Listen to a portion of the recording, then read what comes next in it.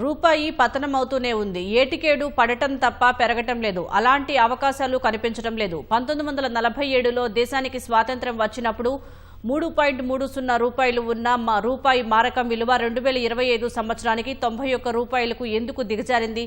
అంతర్జాతీయ అనిశ్చితులు, అమెరికాతో కుదరని వాణిజ్య ఒప్పందం, డాలర్ బలపడటం, విదేశీ మదుపర్ల పెట్టుబడుల ఉపసంహరణై రూపాయిపై పతనానికి కారణమా? ఆర్థిక నిపుణులు ఏమంటున్నారు?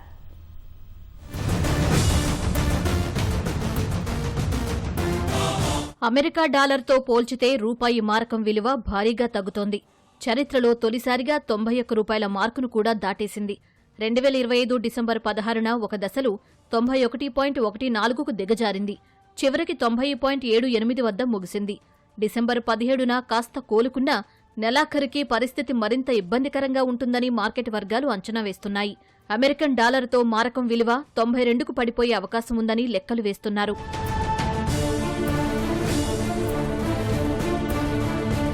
రూపాయి విలువ ఈ స్థాయిలో తగ్గిపోవడానికి అంతర్జాతీయ పరిస్థితులే ప్రధాన కారణం. ట్రంప్ అమెరికా అధ్యక్షుడయ్యాక భారత ఉత్పత్తులపై 50% పన్నులు వేశారు. టారిఫ్ దాడితో అమెరికాలో భారత ఉత్పత్తుల ధర భారీగా పెరిగింది. మన వస్తువుల కొనుగోళ్లు భారీగా క్షీణించాయి. అంటే భారత వ్యాపారులు ఆర్జించే డాలర్లు తగ్గిపోయాయి. విదేశాల నుంచి భారత్ దిగుమతి చేసుకునే ఉత్పత్తుల కోసం పెద్ద మొత్తంలో డాలర్లు చెల్లించాల్సి వస్తోంది. ఈ పరిణామాలతో రూపాయి బలహీనమవుతూ ఉంటే డాలర్ మాత్రం బలపడుతోంది. ఈ పరిస్థితుల్లో అమెరికాతో వాణిజ్య ఒప్పందాన్ని కొలిక్కి తెచ్చేందుకు భారత్ చేస్తున్న ప్రయత్నాలు కొలిక్కి రావడం లేదు. సుదీర్ఘ చర్చలు జరుపుతున్నా సానుకూల ఫలితం రాలేదు. వాణిజ్య ఒప్పందంపై ఏదో ఒకటి తేలేదాకా రూపాయి పతనాన్ని ఆపడం కష్టమని ఆర్థికవేత్తలంటున్నారు. అలాగే స్టాక్ మార్కెట్ల నుంచి విదేశీ మదుపరులు భారీగా పెట్టుబడులు ఉపసంహరించుకుంటున్నారు.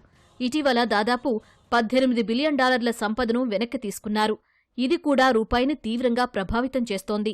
రూపాయి పతనం అనేది ఈ సంవత్సరం ఆల్రెడీ 6-7% పడిపోయింది. హిస్టారిక్ హై 91 రూపాయి కూడా దాటేసింది. క్రూడ్ ఆయిలే కానివ్వండి, ఎలక్ట్రానిక్సే కానివ్వండి, బంగారం కానివ్వండి, మనం చాలా ఎక్కువగా ఇంపోర్ట్ చేసుకుంటున్నాం. మనం ఇంపోర్ట్ చేసినప్పుడు ఎక్కువగా చేసేది US డాలర్లు. అంటే US డాలర్కి డిమాండ్ పెరిగింది. ఈ సంవత్సరము నియర్లీ 2-3 లక్షల కోట్ల వరకు FPIs, పోర్ట్ఫోలియో ఇన్వెస్టర్స్ కానీ, FIIs కానీ ఇండియన్ స్టాక్ మార్కెట్స్లో నుంచి డబ్బులు రిటర్న్ తీసుకెళ్లారు. అడిషనల్గా సుంకం ఏదైతే ట్రంప్ వేశాడో దానివల్ల యుఎస్కి ఎగుమతులు తగ్గిపోయాయి. మనకి కావాల్సిన అమౌంట్ ఆఫ్ డాలర్స్ కూడా రావడం లేదు. యుఎస్లో కూడా వడ్డీ రేట్లు అధికంగా ఉన్నప్పుడు ఈ పెట్టుబడిదారులు ఎవరైనా సరే అక్కడ పెట్టడానికి తప్ప ఇక్కడి తీసుకురావడానికి ఎవరు ఎక్కువగా ఆలోచించారు.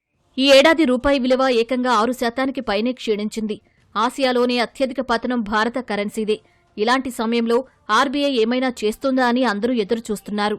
మరీ అత్యవసరమైతే తప్ప జోక్యం చేసుకునే అవకాశం లేదని ఆర్బీఐ గవర్నర్ సంజయ్ మల్హోత్రా అంటున్నారు.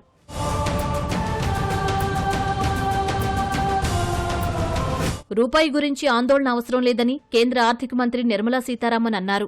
డాలర్ బలపడడమే తప్ప మన కరెన్సీ బలహీనపడలేదని స్పష్టం చేశారు. భారత ఆర్థిక వ్యవస్థ బలంగా ఉందనడానికి గత త్రైమాసికం వృద్ధి రేటు, అంతర్జాతీయ ఏజెన్సీలు ఇచ్చిన credit రేటింగ్లే నిదర్శనమన్నారు.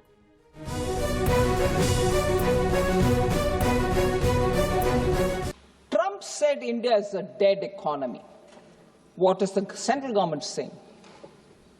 Sir, while the global growth is 3.2%, India is growing at 8.2% last quarter, becoming the fastest growing major economy. Can a dead economy grow at 8.2%? Can a dead economy get credit rating upgrades? So constantly looking at someone and saying, oh, he said that, what is it, what do you want to say? Numbers are saying it, sir. అయితే రూపాయి విలువ మరింత పతనం కాకముందే కేంద్రం జోక్యం చేసుకోవడం మంచిదని నిపుణులు సూచిస్తున్నారు. 85% పైగా చమురు, 60% వంట నూనెలతో పాటు ఎలక్ట్రానిక్ వస్తువులు, ఎరువులు, రసాయనాలు, యంత్రాలను భారత్ దిగుమతి చేసుకుంటోంది. రూపాయి విలువ తగ్గుదలతో ఆయా ఉత్పత్తుల ధరలు పెరుగుతున్నాయి. ఇది రవాణా వ్యవస్థపైనా, దేశ ఆర్థిక రంగంపైనా ప్రతికూల ప్రభావం చూపుతుందని నిపుణులు హెచ్చరిస్తున్నారు. భారతదేశానికి స్వాతంత్ర్యం వచ్చినప్పుడు అమెరికా డాలర్తో రూపాయి మారకం విలువ 3.30 రూపాయలు. 1966లో ద్రవ్యోల్బణాన్ని అదుపు చేయడానికి కేంద్ర ప్రభుత్వమే రూపాయి విలువను 36.5% తగ్గించింది. దాంతో 4.76 నుంచి రూపాయి మారకం 7.50కు తగ్గింది. విదేశీ మారక ద్రవ్య నిల్వల లోటును అధిగమించడానికి రూపాయి విలువను 1991 జులై 1న 9%, 3వ తేదీన 11% మేర కేంద్రం తగ్గించింది. అప్పుడు రూపాయి విలువ 17.50 నుంచి 22.70కు దిగజారింది. ఇప్పుడు 2025లో మార్కెట్ ప్రభావంతో రూపాయి క్షీణిస్తున్నందున విలువ తగ్గిస్తే ప్రతికూల ఫలితాలు వచ్చే ప్రమాదం ఉందని నిపుణులు హెచ్చరిస్తున్నారు. వడ్డీ రేట్ల పెంపు, ఓపెన్ మార్కెట్ ఆపరేషన్తోనూ తాత్కాలిక ఉపశమనమే ఉంటుందని అంటున్నారు. విదేశీ మదుపరుల్లో విశ్వాసం నింపడం, దిగుమతులు తగ్గించుకోవడం, దేశీయ ఉత్పత్తులకు గిరాకీ పెంచడం మంచిదంటున్నారు. రష్యా సహా ఇతర భాగస్వామ్య దేశాలతో సొంత కరెన్సీలో వ్యాపారం, పోర్ట్ఫోలియో, పెట్టుబడుల ఆకర్షణ మేలు చేస్తుందని సూచిస్తున్నారు.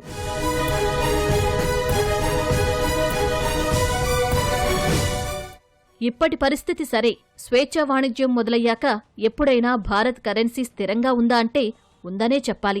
1998లో రూపాయి విలువ 41గా ఉండగా 2004కి 45.32కు చేరింది. అంటే 6 ఏళ్లలో 4.32 మాత్రమే తగ్గింది. 10 ఏళ్ల అనంతరం 2014 నాటికి 15.68 పతనమై 60 రూపాయలకు దిగజారింది. మరో 11 ఏళ్లలో 31 రూపాయలు క్షీణించి 2025 సంవత్సరాంతానికి ఏకంగా 91 రూపాయలు దాటేసింది.